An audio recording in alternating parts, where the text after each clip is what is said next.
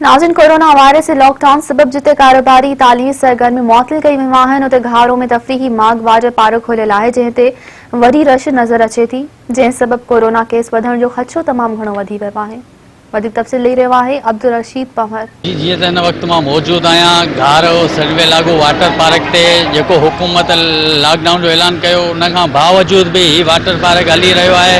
अचो त हितां जे माण्हुनि सां ॻाल्हि ॿोल करियूं त हिन हवाले सां हिननि जो छा चवणु आहे। जीअं त आउं हींअर सनवे लोगन ते बीठल आहियां जिते पिकनिक पॉइंट आहे ऐं माण्हू हुते तमामु घणा रश तव्हां ॾिसो पिया त हिते कराची मां हैदराबाद मां ऐं काफ़ी परे परे खां माण्हू हिते घुमण था अचनि ऐं हीअं तव्हां ॾिसो पिया कोविड-19 हले पियो ऐं तमामु घणी SOPs जी जेको पाबंदी कई वई आहे। कारोबार बंदि कया विया आहिनि, स्कूलूं बंदि कई वयूं आहिनि, ॿारनि खे तालीम सां महरूम कयो वियो आहे।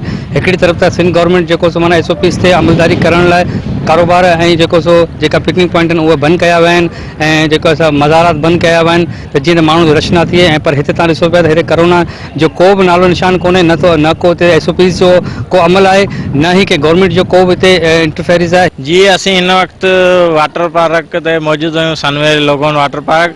तव्हां ॾिसी सघो था हिते हज़ारे तादाद में माण्हू घुमणु अचनि पिया, तफ़रीह ते अचनि पिया।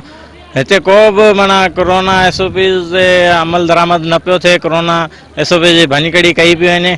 जॾहिं त मासूम ॿारनि जी तालीम तबाह कई पई वञे, स्कूल बंदि कया विया आहिनि, पर हिते जेके पिकनिक पॉइंटूं आहिनि उहे खुलियूं पियूं आहिनि। असीं सिंध हुकूमत खां अपील था करियूं था जेके पार्क खुलियल आहिनि पार्क बंदि करे। बिस्मिल्लाह रहमान रहीम।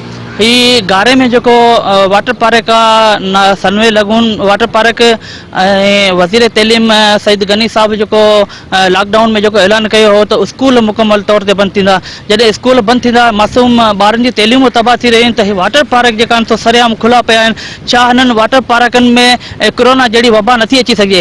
ऐं ख़ासि तौर ते सईद गनी साहब वज़ीर आला सिंध DC ठट्टो खां अपील कंदुसि त खुदारा हिन वाटर पार्क खे फौरी तौर ते सील कयो वञे। कैमरा टीम राजा मला सां गॾु अब्दुल रशीद पंवर, मेहरान TV न्यूज़ घारो।